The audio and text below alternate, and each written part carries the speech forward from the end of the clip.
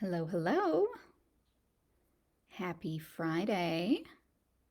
Let's give it all just a minute. See if I can get comments pulled up on my phone, just in case. Okay, I think I've got that there. So we should be good to go. All right, so today I am going to share with you a closer look of all my crawl haul goodies. So I think it was Emily was talking about wanting some one skein project ideas. And I think that's a great thing to look for springtime, right? So I went with an eye out for one skein, kind of springy color um, ideas. And so the first thing that I picked out was this happy little pink and yellow skein of Silky Sheep from Laser Sheep Yarns, and it is a non-superwash merino and silk blend 50-50. So it's very squishy. So it's really pretty. And the color, so she has a sheep theme, right? So it's Laser Sheep Yarns, and all of her bases have sheep names. So this is Silky Sheep, and the colorway name is Sheep of Honesty. Now, I don't know what that means, but that's what she named it. So let's unwind this and take a look. Let's see what sort of colors we've got here, because sometimes you can't really tell what a yarn is dyed like until you open it up for a closer look. And even then, sometimes it's hard to tell. So this one looks like it was hand painted, because I've got chunks of color here that go all the way across the skein. I've got this brown and this pink splotch. And then we've got, this is kind of less even there. So what that tells me with this skein of yarn is I can expect some color pooling. And then this orangey section is actually pretty long. So unless I wanted to deliberately try to stack those colors, I probably will want to work something that doesn't have regular shaping. So I wouldn't want to do a straight up and down cowl, for example, because then those colors are probably going to stack up, though not precisely. Although it would be pretty, right? So you could work, I can't quite get it all on the screen at once. So here's that big chunk of orange. So about half of it would be orange. And then this other part, we go into the yellow on each side. And then we've got that brown and pink splotch there. So that would, I don't know, it might be interesting to try and force it to stack up, and just use a, maybe not too simple, but if you did this with the linen stitch, then you could probably do that pretty easily, and you'd get that color sequence stacking up, and so you'd have, yeah, I don't know, that might be pretty to do it that way. um, I'll have to think about stitches, maybe something different to try. What kind of stitches do you like? Is there something that you want to try that you haven't done before? Let me know. Because yeah, I think I might play with that with this one actually, and just let those colors stack up if they want to. So a different sort of planned color pooling, right? All right, so that's the first one. And see, this is why brainstorming is good, because I had no idea what I wanted to do with it until I opened it up and saw how it was dyed. So that was cool. All right, so, oh, and I have to show you these two. Um, I also got these stickers. So if you didn't visit the blog post, then you probably didn't see them. So this one, let me go this way. All right, so this is the Abominable Snow Ram. And here we have, nope, this side, the Moth Ram, of course. And then this one is Release the Mutton. He's got a little sheep face. And then we have We come in fleece. We come in fleece. Little alien sheep. And then this one is Lock of Loch Ness. So like little sheep locks. Locks of wool. It's cute. And then the last one here is Big Floof. Big Floof. He's kind of hard to see there. There's a little light of Big Floof. So anyway, I thought those were super cute. I think the snow ram, the abominable snowman, snow ram is my favorite. But those were also by Leslie of Laser Sheep. She's does some super cute stickers and other things. So definitely check her out if you are into funny, nerdy stuff like that, like I am. And she's out of San Diego, so that's cool. It was nice to meet some local dyers that I didn't know anything about, actually. So that was really cool. All right, so next up, I found this little trio of yarns from Oink Pigments, and I've seen their yarn before, but I've never tried any, not yet anyway. So I found these, and they're these lightly speckled. They're mostly undyed, but then we've got little, you probably can't even see that in the video, just gentle washes of color and speckles. So there were two skeins of this kind of blue and purple. It's called, what's it called? It's got a funny name. No, it's the other one. This one is Space Rocks, and then this one is mostly pink with a little bit of purple, and it is called Raisins on a Cake. So that was the one that I thought was funny. So let's open. Oh, Tove is here. Hi, Tove. Yes, the stickers are cute. See, my comments aren't. Oh, there. Now it's here. Oh, anyway. All right. So let's open this up and see what this looks like. Okay. So that is still on there. All right, so we have speckles that are kind of dotted around. It's not super regular. There's a pretty big chunk there, but it's not all the way around. So this one, I would not expect to see any color pooling. But I'm kind of thinking, so I've got these, the two skeins of Space Rocks with the blue speckles. So I've got these two, and then this one with the pink, which is probably about the same. So I'm thinking, let me wind this back up. Oh, I'm never gonna get that back on. So I'm thinking maybe a shawl or some sort of wrap with this, using the three colors with the pink one in the middle. You like my fancy rewinding. I can't ever get it quite as snug as they wind them. But anyway, so I'm thinking like doing the pink one in the middle, and then doing, I don't know, I was thinking like a triangular piece with having that pink in the middle. But I also got these buttons. I'm holding too much stuff here. So I got these buttons because they kind of match. No, let's put it on the side where my light is. So these are glass. Color isn't very good on there, but they're kind of a not quite teal blue, and they're like a swirl of glass. And so I've got 8 buttons here, and so I was thinking maybe some sort of wrap. Trish is here. Hi, Trish. That with buttons on one side, so that you could like wear it draped over one shoulder and button it here. I don't know.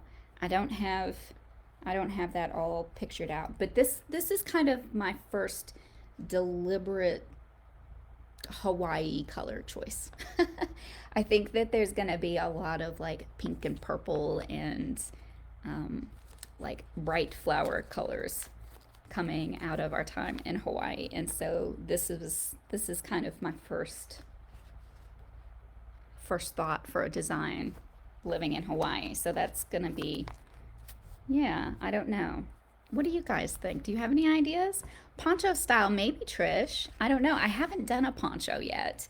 I think part of that is a little bit of resistance because of my own experiences with handmade ponchos that my mother made me that were very fringe-tastic, fringes and pom-poms and those sorts of things that I wasn't really into at the time. And of course, since then I have done fringes. I guess I haven't done very many pom-poms. I've done a couple pom-poms for hats.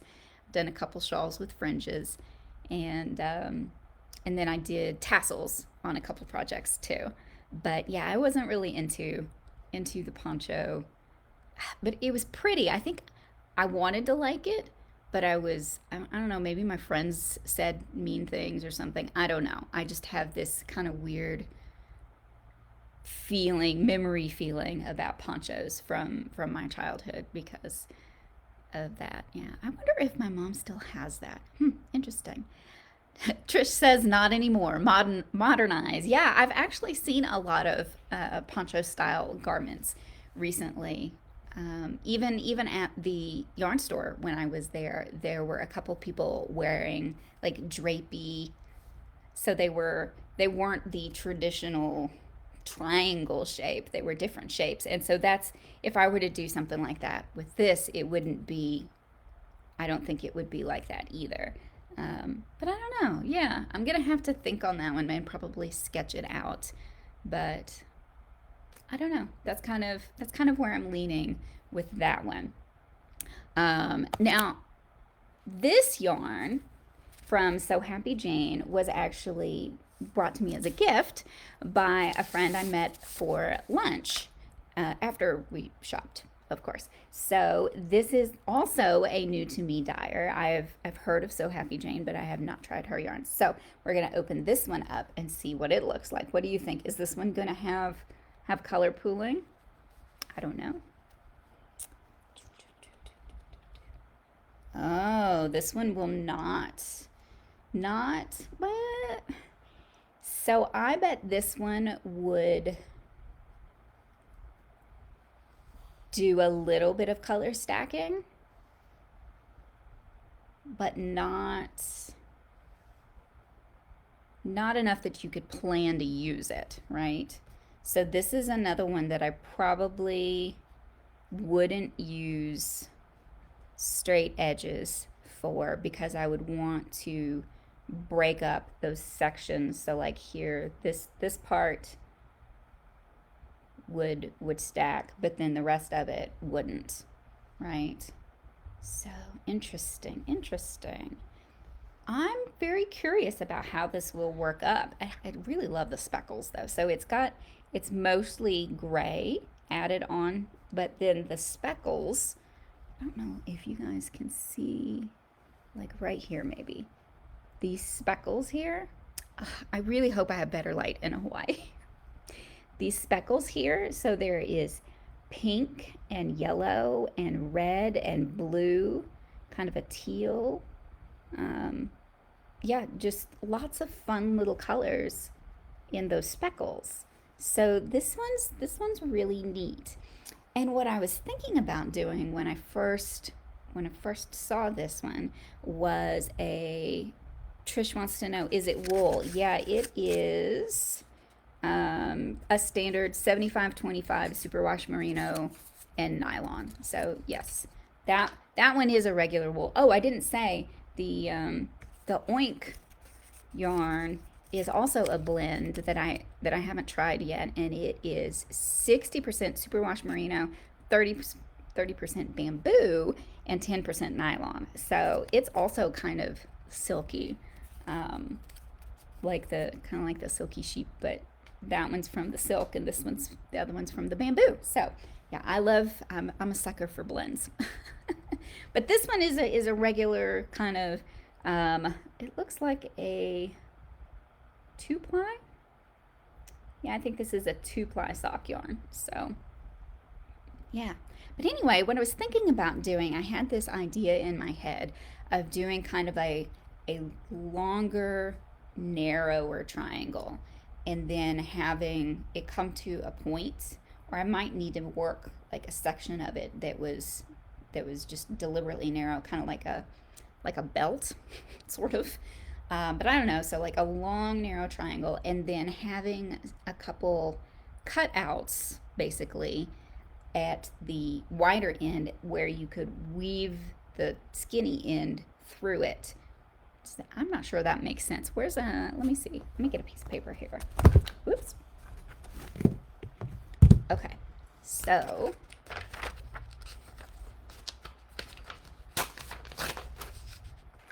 I am throwing things on the floor and don't have a pencil. Oh, hold on a second.